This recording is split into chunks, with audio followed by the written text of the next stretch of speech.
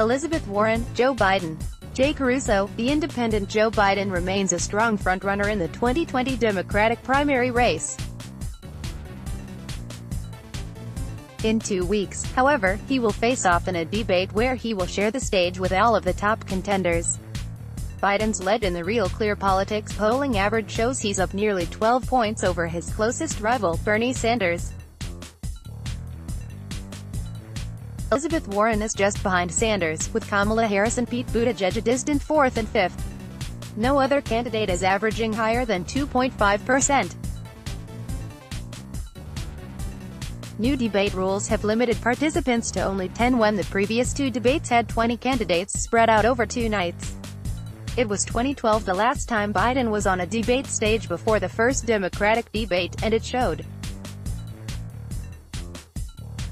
He was not ready for Kamala Harris' attack on him about busing policies.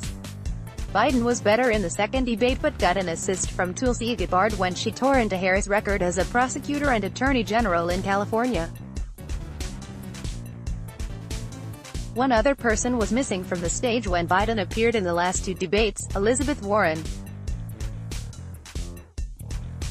While she still lags a bit behind Sanders in the polls, she's drawing large crowds to her events. While crowd size isn't necessarily a predictor of political success, it certainly can gauge enthusiasm. Warren made strides throughout the summer, releasing detailed policy proposals that include a wealth tax, a $100 billion plan to combat the opioid epidemic, and a proposal to erase student loan debt. Her ideas are bold and don't rely on broad strokes. Her plans are very detailed and her vibrancy provides a strong contrast to Biden and Sanders, despite Warren herself having turned 70 in June. She also represents a distinct shift to the left for the Democratic Party that aligns with the vision of Bernie Sanders. And that's where Joe Biden is most vulnerable. Biden represents 2 eras. 1. A bygone era of the 70s and 80s when many Democrats of the time were indistinguishable from any Republicans today. Democrats as a whole embraced the tough-on-crime mentality, a formidable foreign policy outlook, and enforcing rules against illegal immigration.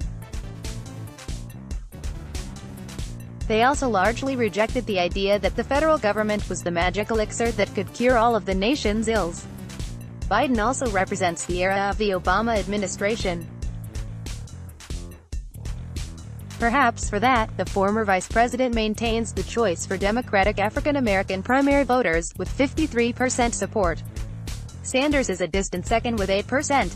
For Biden to have success against Warren, he must go after her from the right. He must make a convincing case that Warren plans to fund many of her ideas with her wealth tax, one that some experts say is unconstitutional. Biden should also go after Warren's trade plan.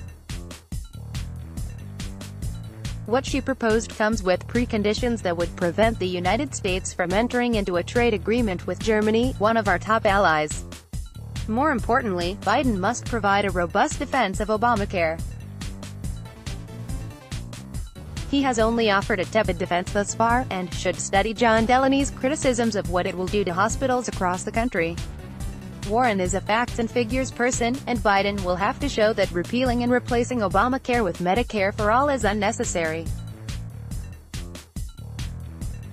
There's still a long way to go. But Joe Biden cannot rest on his laurels and think his big lead will remain in place. Kamala Harris and Pete Buttigieg shot up quickly early on, but have faded fast.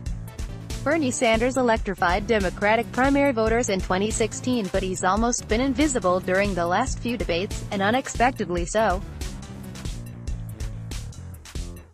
Warren is hungry and she's going to bring her best in the next debate. If Biden is not ready for her, it could be a long night. Let's block ads. Why?